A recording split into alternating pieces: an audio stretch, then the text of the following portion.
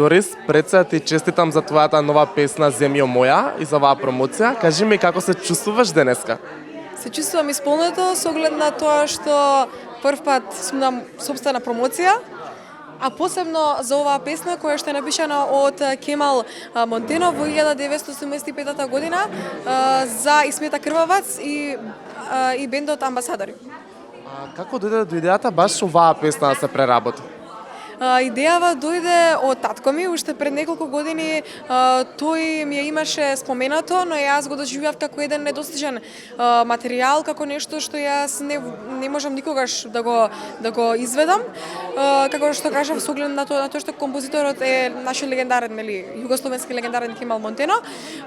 Забрзо, уште пред неколку месеци, додека зборува Огнен Неделковски и татко ми, зборува на тема за преработка на некои стари песни, тогаш тој му настои дека во неговата фиока има текст кој што е на македонски, на македонска преработка текстот на Земја моја.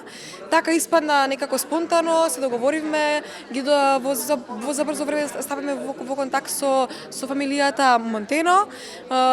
Татко ми отиде до Сараево за да го потпише договорот со неговата сопруга Благица Монтено, поради тоа што за жал почина Кемал Монтено.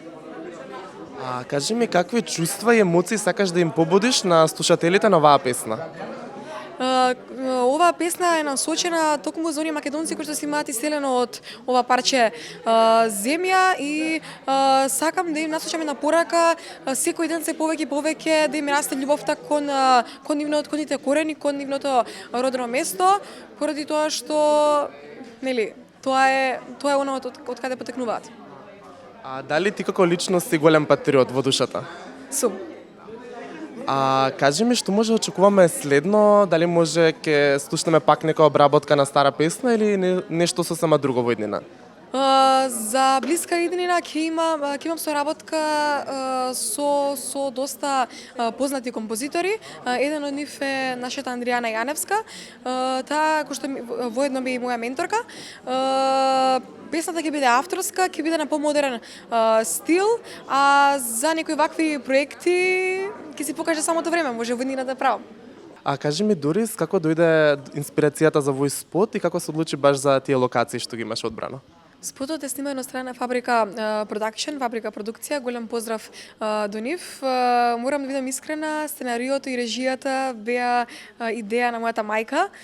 Само што ги имаше напишано, многу лесно се адаптирав на сите кадри и тоа ми помогна да ги одгледам на многу високо ниво, во секој дел од самиот спот.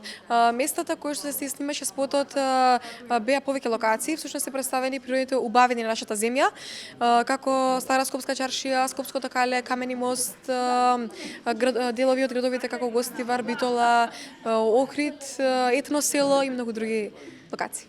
Кои се твоите очекувања од оваа песна? Дали мислиш ќе помине добро? Мислам дека ќе им се допадне. Се надевам. Но се уште не ги знаеме. Тоа зависи од нивните реакции на публиката. Кажи ми, дали доколку Македонија се уште би се квалификувала на Евровизија, дали би се пријавила да учествуваш? Да, ова ми е желба уште од многу мала и цел кој што сакам да ја исполнам во животот, да ја представам Македонија на Евровизија. Се надевам дека тоа би се остварило. Ти благодарам, Дорис, на ова интервју на одвоеното време и ти посакувам песнава да помине со голем успех. Ви благодарам.